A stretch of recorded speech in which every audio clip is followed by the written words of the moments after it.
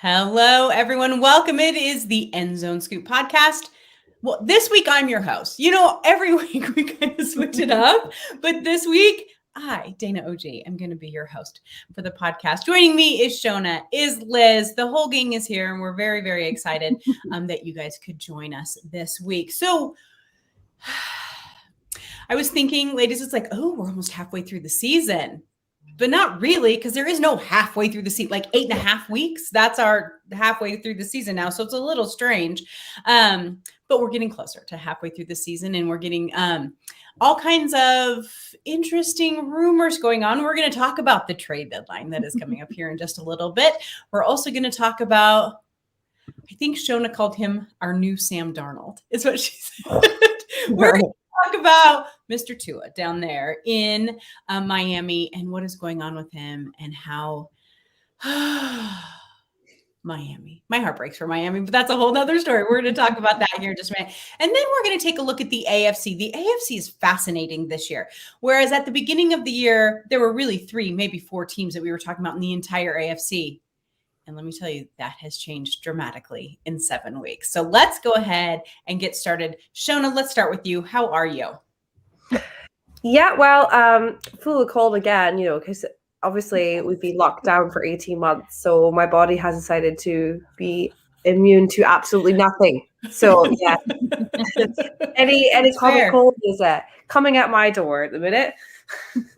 That is sad, but predictable. There's so many people who are sick. It just is kind of the way it is this year. It's going to suck. Everyone get a flu shot because it's yucky already. Here in the States anyway, it is yucky already. I'm already a bit fine. I'm just counting down the days. Yeah. Oh, that's so good. Liz, I have to say I had such a nice time meeting you again because we had met before when I was on my London trip and getting to hang out with some of the UK NFL fans. That was a great party. You did a great job. I hope you had a great couple of weekends. Yeah, it's exhausting though. So I'd been working golf tournaments and stuff in the days in between before the weekend. So when it came to that second weekend, I was knackered, absolutely knackered. Oh, I think a cold's been trying to get me since, but thankfully hasn't quite kicked in. But yeah, I think most people who've been to the London Games have been feeling pretty rough. Yeah, it was busy. It was even for me, and I didn't go to the game. I just went to the party and I got to hang out with Liz. I was in London in the area because I didn't stay in London the whole time for 10 days. And it was football craziness everywhere, which was thrilling for me to see, right? Like I was so excited because I had been one other time before and gone to a game. And it was just so much fun. But yeah, you could tell. I think everybody was just worn out after those weekends. But again, it was lovely to see you and meet you. Shona, I wish you could have joined us. I realized that didn't happen. But someday, all 3 of us are going to be in the same room. I was just thinking this, because you always do the UK trip every 2 years, don't you? Every other year, yeah. Mm-hmm. So that's going to be my wedding year. So I know. It's already penciled in, sister. That is actually so funny. No, I do know her. I just haven't physically seen her in the flesh. But she's on the list, so it's okay. But you already are on the list. I'm like, Dana +1. Yes. My husband, I did tell my husband, our listeners probably won't care too much about this, but I told my husband, I said, hey, we're going to Scotland for a wedding. He's like, oh, I get to come? Like he was so excited. So yeah, it'll be nice. It'll be very good. So, all right. Well, let's go ahead. Get him to wear something tartan. Oh, well, our last name is O'Gorman. So yeah. We got something for sure. All right, guys. So let's go ahead and get started with the news of the week and our topics of the week. So let's start with Miami. 1 win. They have 1 win. They're 1-6. From what I've gotten from Miami fans, I have a lot of Miami fans on my timeline, mostly because of Lisa Johnson, our Miami writer for Our Turf. They're greatly disappointed. They had such high hopes for this year. They had made a lot of good trades. Tua was going to have a good solid year underneath of him. It's been interesting what has happened, but fans are quite disheartened. Shona, I know you wanted to talk about Tua and what's going on in Miami. What is your take on this? So obviously the rumors came out last week that Miami were in for Deshaun Watson. I mean, you can kind of take that like one or two ways. Like, I guess, he is a talented quarterback, but do you really want somebody that's still under investigation? Like, for that, do you really want that to stick with your organization? I'm not quite sure you do. And I've always been a big fan of Tua, and he actually posted like insane numbers in his loss against the Atlanta Falcons. 291 yards, 4 touchdowns, 80 completion rate. And the only other QB to do that in NFL history to endure a loss with those numbers is Matt Ryan. So, the guy on the opposite end who won for the Atlanta Falcons. And the only other QB in NFL history to do all that and throw 2 interceptions, Dan Marino. So, oh my gosh, that's crazy. Yes. Oh, so wow. I actually, for me, the issue at Miami is not Tua, but they seem to think that it is. And obviously, he has had his drawbacks. He's had, injuries. But what is up with the Dolphins defense this year? It was ranked 5th best in the league last year with 21.1 points against per game against them. Now they're 31st with 29.6. Wow. Oh, I didn't even realize it was that bad. Wow. I don't know how it's flipped so much when they were so good last year. And I don't know if the team are struggling with Brian Flores as their head coach. I just don't know what is going on at Miami. And there's so many like other reasons as to why it is going wrong. And I don't think trading in Deshaun Watson is going to be the answer to all their problems. So my question for you guys, ladies and me, I am maybe calling him my new Sam Darnold, but hopefully it's not going to go that way. Hopefully he's not going to be like this scapegoat, because I think he's a talented quarterback, and I think he's getting a lot of stick. And he's in a team that's gone from, one end of the stick with the defense to the complete other spectrum. And I just don't think he's ever been given a proper chance to flourish and shine. I am sounding a bit like Sam Darnold last season. I'm calling this the Tua Transit Express, right? That is what I'm on. I like that. Yeah. Where is it all going wrong in Miami? Because I don't think it's Tua. It's hard. Liz, what do you think? Well, this is the thing. Like, I feel like this happens a lot in that it always seems to be the quarterback's fault. And we know that's not, can't blame one person. Like, there is obviously so many different factors behind it. So I do feel sorry for Tua in that respect. I would be super curious to know what Dan Marino was saying to him the other day, because that looked like a really deep chat, a very personal chat, obviously one that he's chosen not to disclose, which is totally cool. But yeah, I wonder what that discussion was, because I imagine, think about it this way, if fans are feeling disheartened, imagine how Tua feels. There's a lot of weight on your shoulders in that scenario. So yeah, I feel for him. Let me look this up, because Lisa Johnson, who works for Archer Football, the other website that I work with, she asked him about that after the game. He said all he would say about it is always support from Dan Marino, and then there's just other things that we kind of talked about that I want to completely keep private. And then the hint was later that Dan Marino was really telling him to just stick with it. Just stick with it. Just stick with it. Deshaun Watson has nothing to do with you. So here's the interesting part of all of this for me. They completely undermined him last year, right? Had Fitzpatrick, put in Tua, took you out Tua, put you back in Tua. I mean, they just had no faith in him in any way, shape, or form. This is the worst thing you can do with a brand new quarterback. They're doing the same thing to Trey Lance in San Francisco. It's a horrible idea, right? And then they look at him and say, okay, kid, go win us some games. Good luck to you. Have a good time with it. He's getting better. You can see progress in him. You can see that the game is slowing down a little bit with him. You can see that he's grasping the task that quarterbacks have of reading defenses in split seconds, right? He's getting there. But then to have them come in and say, no, we really want Deshaun Watson. Deshaun Watson's not going to fix your problem. That it's just not. He might get you some extra points and maybe win you some close games, but he's not going to fix your problem, because he could become a much bigger problem. Like Shona had mentioned, he could become a huge issue. So I think I don't feel quite the same with him as Sam Darnold, just because I think Sam Darnold was he never had a chance, like at all. And you didn't see any improvement out of him at all up there. And we've seen an improvement with Sam Darnold in the Panthers, but the last couple games, you guys, we've noticed there's been some of the old habits that he had. Hopefully he'll get rid of those again, Sam Darnold, but we believe in you still, Sam. We do. But I do find it interesting that they're already talking about trading him. Someone's going to want him. Yeah. Someone is going to say, I see this diamond in the rough. I'm going to take it. I'm going to see what he can do. And it might not be in a starting role right away, but someone will be happy to take him. So Miami, it would be huge. The other question marks is definitely on Flores, without question. I think everyone is starting to look at that head coach and say, are you a Bill Belichick disciple? Which sometimes they don't do well when they leave that system. So we'll have to see kind of how that goes. But it has been real interesting. Another thing is he's had 13 starts. He's already had 3 offensive coordinators. Like how like, you know, that's hard to deal with as a young guy. You need someone that's stable and someone who's working with the head coach. You know, that's like the head coach's right hand man almost, so to speak. Like Pete Carroll's made a big point of that, which is why he's went through a lot of offensive coordinators.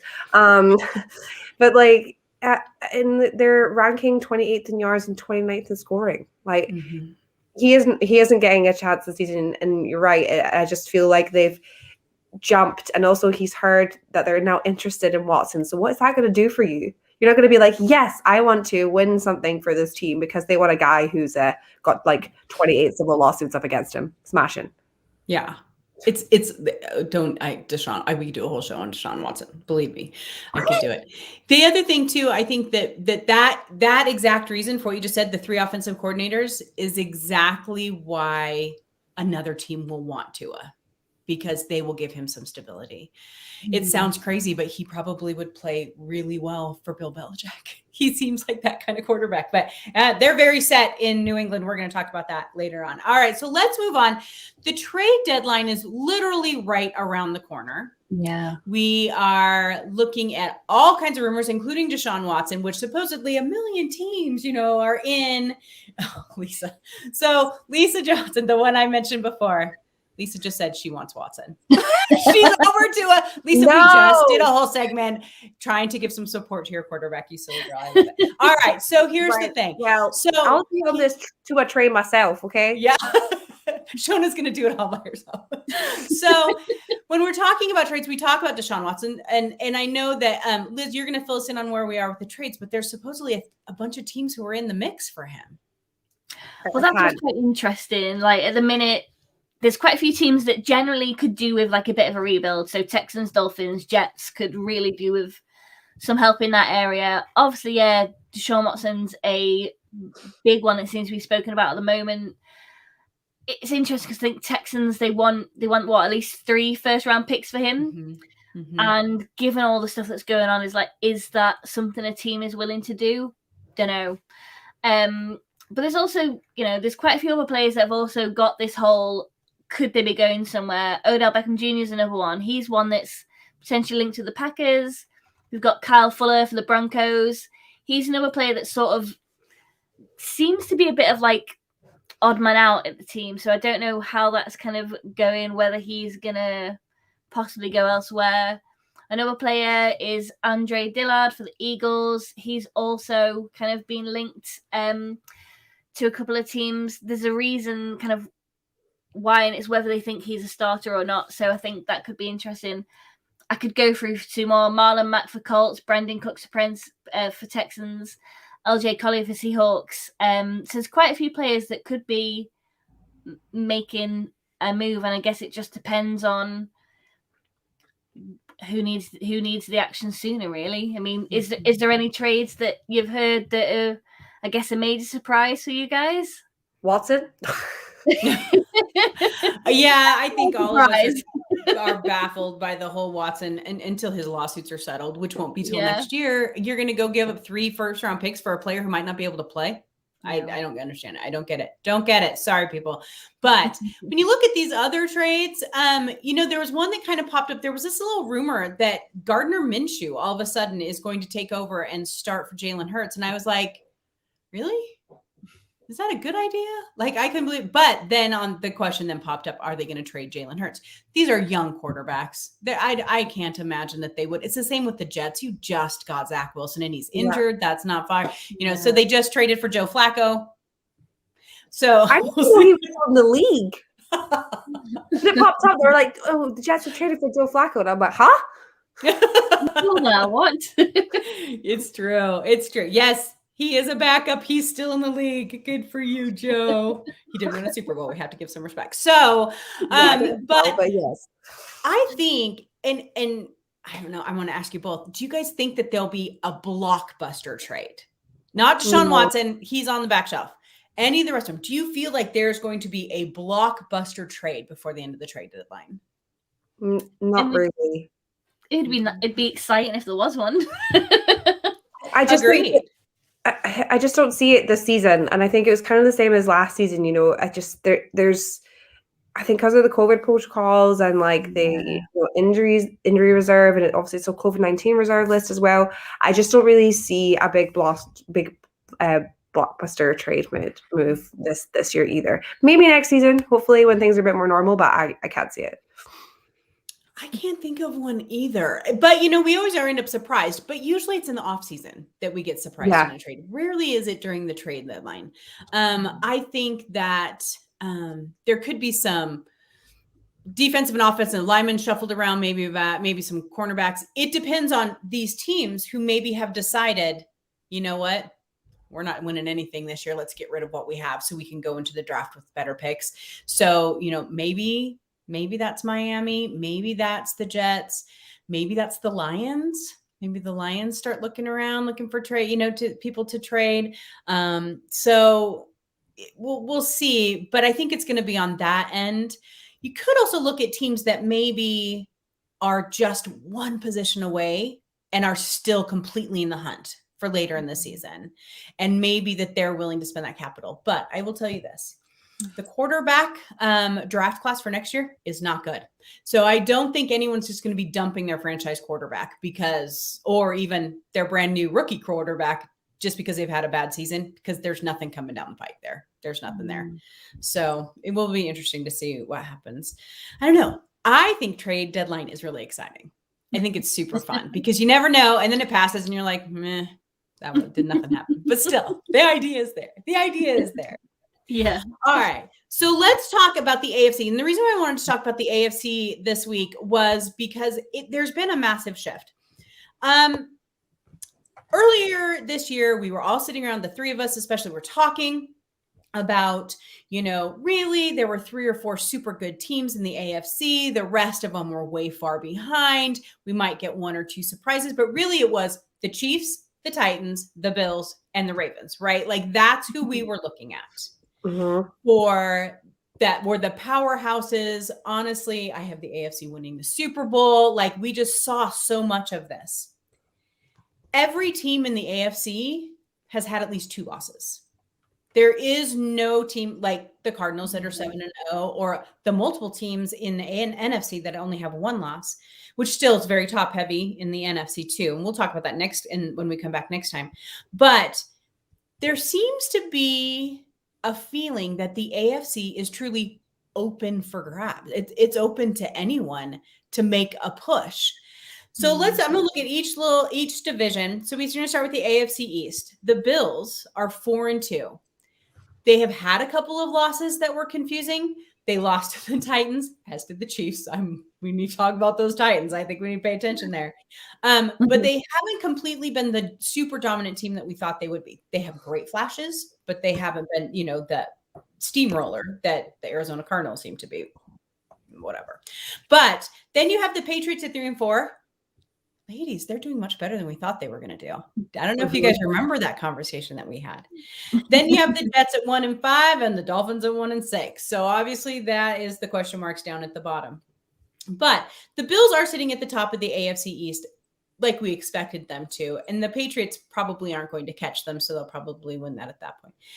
It's the AFC West that blows my mind right now. Am I right? So you have the Raiders.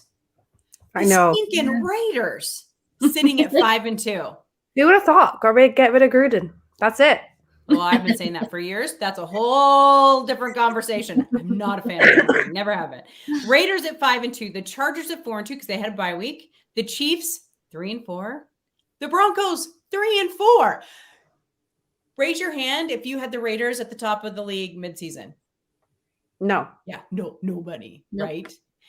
Of those 4 teams, what is more surprising to you guys? Is it that the Raiders are 5-2 or that the Chiefs are 3-4? Chiefs. It's more of a surprise that the Raiders are at the because I was not expecting the Chiefs to be like that. But I remember, Dana, you said Chiefs won't make it a 3rd year in a row. And I remember you saying that at the start of the season, and that's literally proved your exactly what you'd said. So no, it's more of a surprise to me that Raiders are at the top than Chiefs being the record that they've got. But that's just me. I don't know. I feel like, I mean, as much as I was just slacking him off there, he did actually, get a good team together. And they drafted really well this year. So yeah, I guess it is a wee surprise that the Raiders are at the top. But I didn't think the Chiefs would be as low as as bad as they are. It's 4 losses that they wouldn't have had last season necessarily. And something's off with Mahomes. It's not really working for him.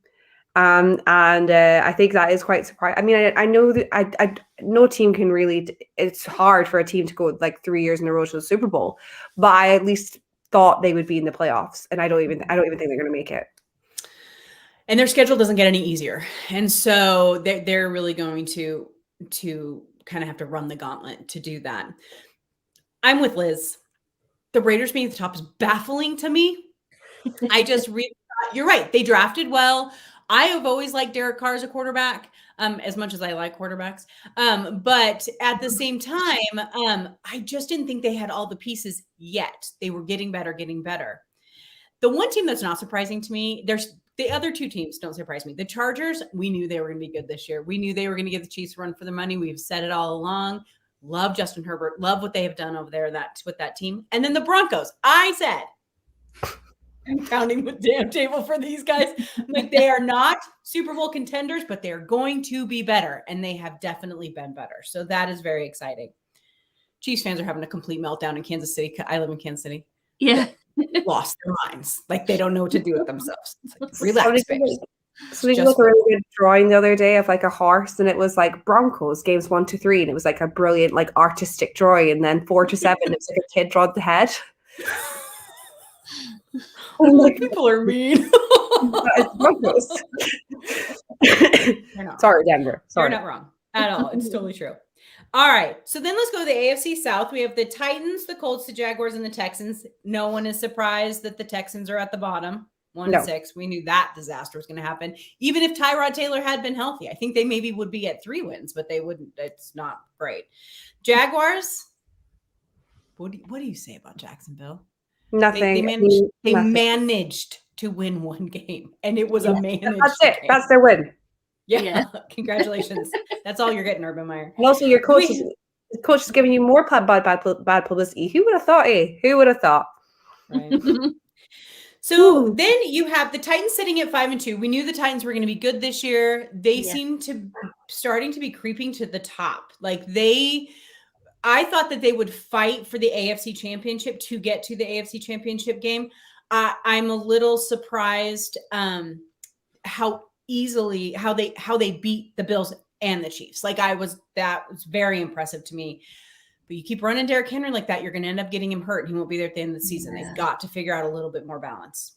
And then the Colts at 3-4. I'm liking where the Colts are going. They were pretty good last year. I wasn't sure about Carson Wentz. He seems to be settling in. They seem to be doing better. So that's exciting. But then you go to the AFC North. Poor Browns fans. I wonder sometimes how Browns fans survive. So you have the Steelers at 3-3, the Browns at 4-3, the Ravens at 5-2, and the Bengals at 5-2. Again, ladies, raise your hand if you had the Bengals winning this division. No. The Bengals? I keep watching their games, and I'm like, what? I'm like, is this the same team? Am I watching the right colors? Is this the Browns? No, it's the Bengals. Okay. No, it's the Bengals. Okay, right. It is fascinating to me. This division, I always say the NFC West is best. That's not proving to be the case this year. I'm going to have to completely retract that statement. But the AFC North is a lot of fun to watch. It's called the Black and Blue division for a reason. They beat the ever-loving tar out of each other every time they play, because that's just how that division is, and I love it. The finesse team was the Bengals. And I'm like, you're not going to win in this division being a finesse team. You have to be, a slobber knocker. You got to beat the crap out of each other. That's how this division works. And it's not happening this way. Joe Burrow looks fantastic.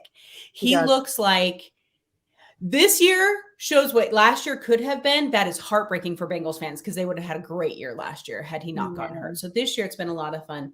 The Ravens at 5-2. I like the Ravens too. I still think that they're really, really good. But you definitely can see the holes that they have in that team for sure. But with Lamar Jackson, anything is possible. But let's talk about the Browns for a minute. Okay. The Steelers are the Steelers, whatever. So no disrespect, Steelers fans, but it's just true. You need a new quarterback. That's all I got. Okay. So Browns, do you guys remember the beginning of the season?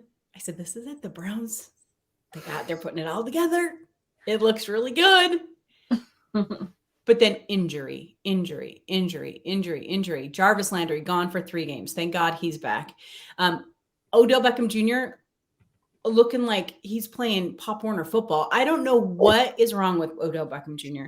And then you have Baker, Liz's favorite quarterback, the guy that Shona and I can't stand. But he was going to try and play with a torn labrum. He's baffling to me. Do you guys think that the Browns are just having a moment? Or do you think that they will, and that they'll figure it out? And that they'll get back to that nice ball, the football that they were playing? Or are we seeing a little bit of a dismantling, sadly, again, for Browns? HPP Limble Storage DHCI delivers the that. Yeah, it's a hard one, isn't it? Because, I think it depends on how... I feel like it's going to depend a little bit on how much Baker is out for. Because, I don't know what... it's not obviously a one-man team. I know that's not how it works. Mm-hmm. But there's something about him with that team that I feel gives it its concreteness. It's not a word, but it is now. And I don't know what it is. Don't know what it is, but it's just something about that. I feel like he's almost the glue that keeps them a little bit together, but I don't know.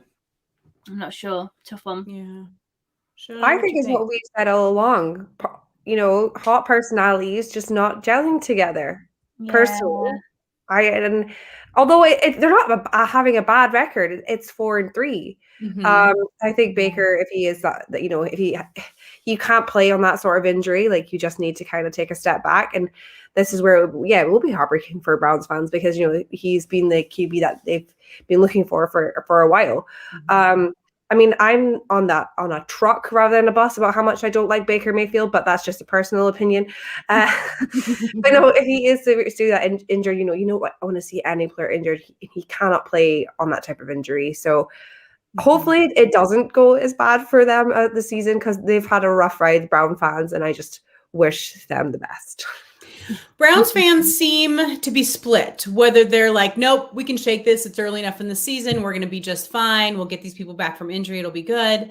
And then there's the other half of Browns fans where they are like, oh, here we go again. It's a little PTSD, right? They can see it coming and they're not gelling. Baker hasn't been accurate. They're having, their 2 best running backs in the league or their best running back in the league is out. They're having all these struggles. So it's understandable that they're having the struggles. I would like to think that they can just shake it off. And it's nope, mid-season crap, let's let it go and let's kill it in November and December. I just don't know that they have enough pieces that aren't injured to pull that off. So we'll see. But Bengals, go ahead, Shona. I was just saying it's a bit like San Francisco and 49ers last year when they lost all their big names early on and they just couldn't recover. Because even when they come back, you have to have pieces available to, grind out those wins for you for those guys coming back. I don't know if they have that. Do you guys know, I was told something the other day and I didn't realize San Francisco has had one winning season with Kyle Shanahan. Oh, That was my face. I'm like, wait a minute. That's not true. It's totally true. So that must have been their Super Bowl season. It was their Super That's Bowl a terrible year. record. What does he do in trading? I could have a whole podcast about what Well, Kyle Shanahan does. Our next podcast, we're doing the NFC. So we will definitely talk about I could chat about that because something is up. Something is up with how they train or how they go through sessions, because that is not normal. Yeah. Yeah. We'll see. It's going to be fun to talk about. Yeah. All right. So you guys, I'm looking at next week's games, and I'm sorry, I'm springing this on you because we just have a couple minutes left. I'm looking at next week's games. There's a lot of good games next week. The Titans and the Colts should be a good game. The poor Jets have to play the Bengals without their starting quarterback. Good luck. The Browns and the Steelers, watch that game. It's going to be really fun to watch. The poor Texans have to play the Rams. The Lions have to play the Eagles. Maybe the Lions look at their first win there. We'll have to see. I'm looking. Okay, without question, there's one game that sticks out on this list for next week, and it's the Packers and the Cardinals. 100%. We need to see what's going on there. That is going to be the game of the week. It is the Thursday night game. If they could have picked a better Thursday night game, I know. Because primetime games have been crap lately. I mean, we saw the disaster of that Seattle game and Saints game last night. And it wasn't just Seattle. The Saints looked like crap too. Like, it was just a crap game. And then the Sunday night game was terrible. I mean, there were so many. But the Packers and the Cardinals on a Thursday night, I think that is brilliant. Because normally they do to get excited, though. It's like 1 a.m. for us. I understand. I'm so sorry. You guys will have. I mean, I can wake up in the morning and be like, "Yay!" Because you missed the podcast last time, Dana. But sorry, I was on vacation. Andy's family are massive Cardinal fans, and obviously his cousin Ross has just had a wee baby boy, and so he's saying that because he's born, this is the reason the Cardinals are in such a good run. So I feel like it's a lot of pressure on the wee kid. So I'm cheering on for him. Not gonna lie, Aaron Rodgers is getting my vote this week. Come on, Aaron Rodgers. I hate to say that, and it hurts me to my core, but we'll see. Although Devontae Adams might not play in that game, so we'll see how that goes. But that's going to be the fun game of the week. The rest of them, Steelers and Browns, I'll probably watch that one. I don't know. It doesn't look so good, but that is going to be a good Thursday night. All right, everybody, that is our show for this week. I want to thank you all for hanging out with us. And of course, we want your questions. So every week we put up a tweet that says, if you have questions for us, send them in. We would love to answer your questions. And then you can join us in our live chat. And much like we did with Lisa's, Lisa, who agrees with me, go Pack, go, God love her. I should be rooting for an opposition in my table, but the Seahawks aren't going, so I might as well. Clear out the NFC West. That's all. Jump on the Cardinals stream. Oh dear. So if you guys want to join us live in our live chat, we can, like we did with Lisa's, we can put your comments on the air and we can answer them live. So let us know. And we will be back again in 2 weeks, which actually will be past midway by half a week. It's so weird. I hate the 17 seasons. All right, everybody. Thank you so much for watching. Bye-bye. Bye.